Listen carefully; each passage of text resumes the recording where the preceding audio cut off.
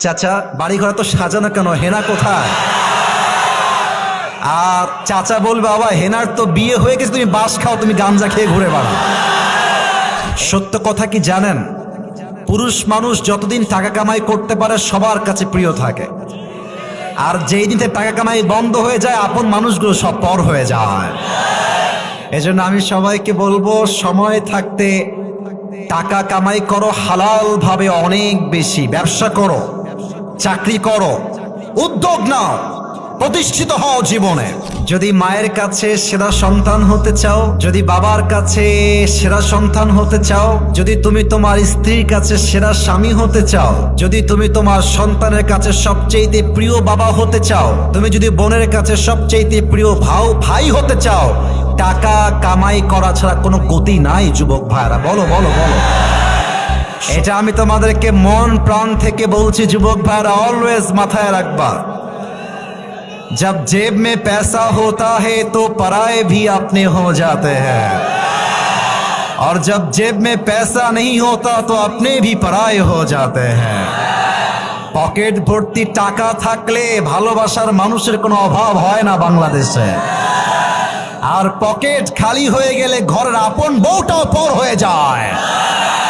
এজন্য আমি মাঝে মাঝে বলি, जब जेब में हो पैसे तो लोग पूछते हैं तुम हो कैसे, और जब तुम हो जाओगे कंगाल कोई पूछने नहीं आएगा तुम्हारा हाल।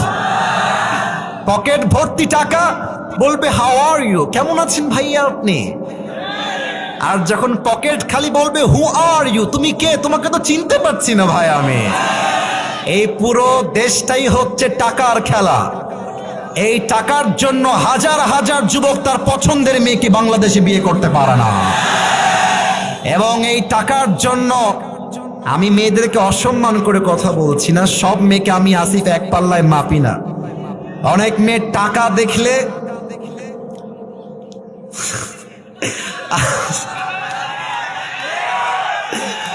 টাকা দেখলে আর সরকারি চাকরি দেখলে টাকার সঙ্গে বিয়ের পিড়িতে বসে যায় না, এমন মেয়ে তো বাংলাদেশে নাই।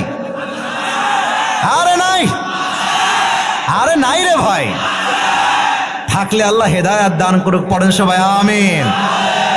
এজন্য আমি বলি, পকেট শূন্য থাকা অবস্থায় যে আমাকে হালাল ভাবে বিয়ে করতে চাইবে সে তো আমার ভালোবাসা পাওয়ার যোগ্যতা রাখে, আর যে আমাকে প্রতিষ্ঠিত হওয়ার পরে চাইবে বুঝতে হবে সে আমাকে ভালোবাসে নাই, সে আমার অবস্থানকে ভালোবেসেছে।